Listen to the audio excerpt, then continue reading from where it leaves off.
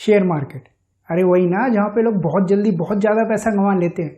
अरे नहीं नहीं, वहाँ पे तो सारे पैसे डूब जाते हैं, वो तो सट्टा बाजार है। मेरे एक अंकल थे जिनका सब कुछ डूब गया। क्या हुआ, कंफ्यूज हो गए? आपने भी शेयर मार्केट के बारे में ऐसी ही बहुत सारी बातें सुनी होंगी, लेकिन सच क्या है, शेयर मार्केट का सच क्या है और शेयर मार्केट एक्चुअल में है क्या, और क्या यहाँ से पैसा कमाया जा सकता है? कमाया जा सकता है तो कितना कमाया जा सकता है और कितनी जल्दी कमाया जा सकता है?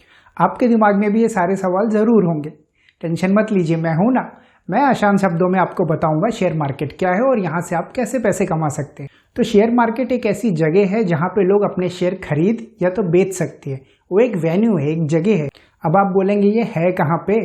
तो ये मुंबई में है।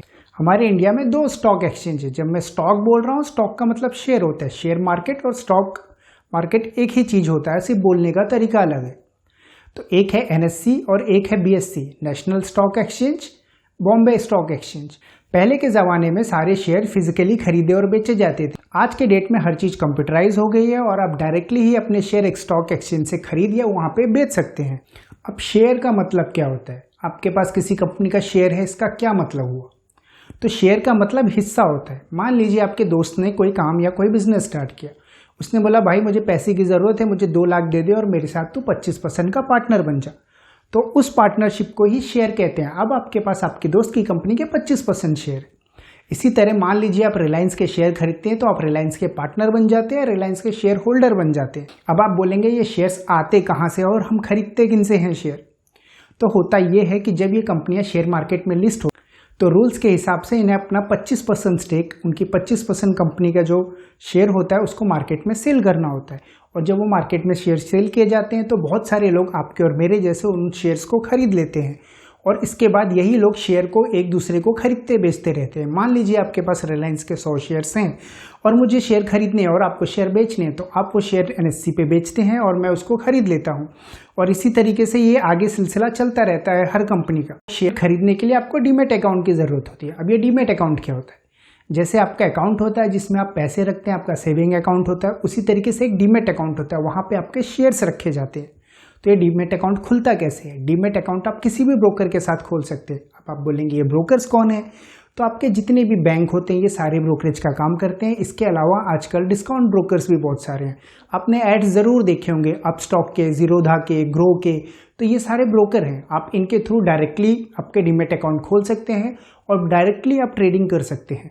अब आप बोलेंगे सब तो समझ में आ गया है, पर अगर कोई धोखा हो गया तो?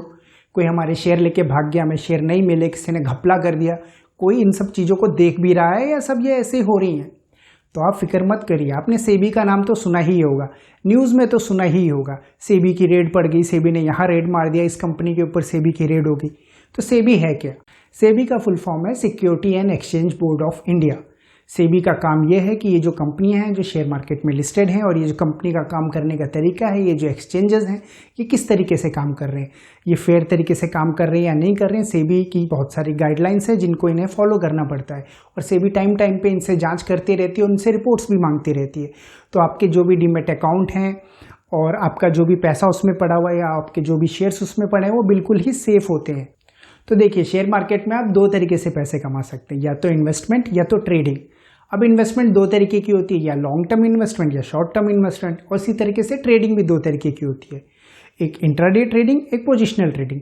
पोजिशनल ट्रेडिंग के अंदर भी काफ़ी तरीके की ट्रेडिंग आ जाती है और इंट्राडे के अंदर भी 3-4 तरीके की ट्रेडिंग आती है। तो सबसे पहले इन्वेस्टमेंट पे आते हैं। इन्वेस्टमेंट क्या होता है?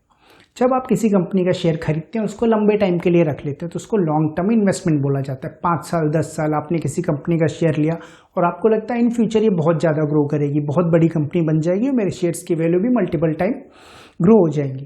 दूसरी होती है शॉर्ट टर्म इन्वेस्टमेंट। अब शॉर्ट टर्म इन्वेस्टमेंट क्या होती है? आपको स्टॉक खरीदते हैं जिसको 1 साल या उससे कम टाइम के लिए होल्ड करते हैं तो उसको शॉर्ट टर्म इन्वेस्टमेंट बोलते हैं। अब आ जाते हैं ट्रेडिंग की तरफ। ट्रेडिंग 2 तरह की होती है, एक इंट्राडे, एक पोजिशनल। अब इंट्राडे ट्रेडिंग क्या होती है? इंट्राडे मतलब एक दिन में, सुबह जब मार्केट खुलता है और जो शाम में मार्केट बंद होता है, इसके बीच में आप जो भी ट्रेडिंग करते हो उसको इंट्राडे ट्रेडिंग बोलते हैं। अब ये भले 5 मिनट की हो या 1 घंटे की हो या 5 घंटे की हो।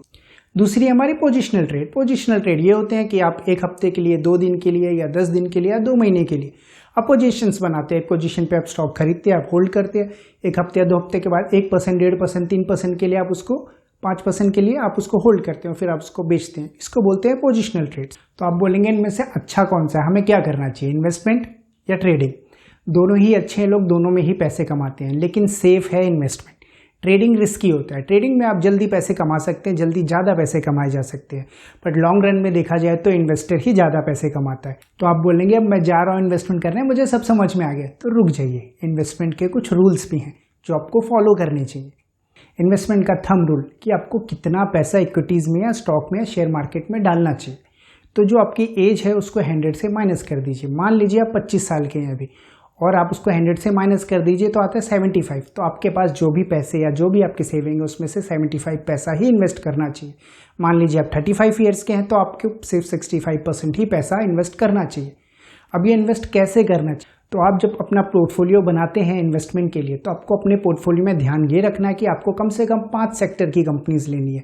आपको सारा पैसा एक ही सेक्टर में नहीं डाल देना। जैसे आईटी हो गया, रियल स्टेट हो गया, ऑयल हो गया, कम्युनिकेशंस हो गए, बैंकिंग हो गया, फाइनेंस हो गया। तो आपको ऐसे अपने एक पोर्टफोलियो को डाइवर्सिफाई करके रखना है। किसी भी एक सेक्टर में 25% से ज़्यादा पैसा नहीं डालना है। कम से कम 5 डिफरेंट सेक्टर्स के स्टॉक खरीदने हैं, वहाँ पे इक्वली आप डिस्ट्रीब्यूट करें तो और भी अच्छा है। किसी एक पर्टिकुलर स्टॉक में आपको अपना 10% से ज़्यादा पैसा नहीं डालना है।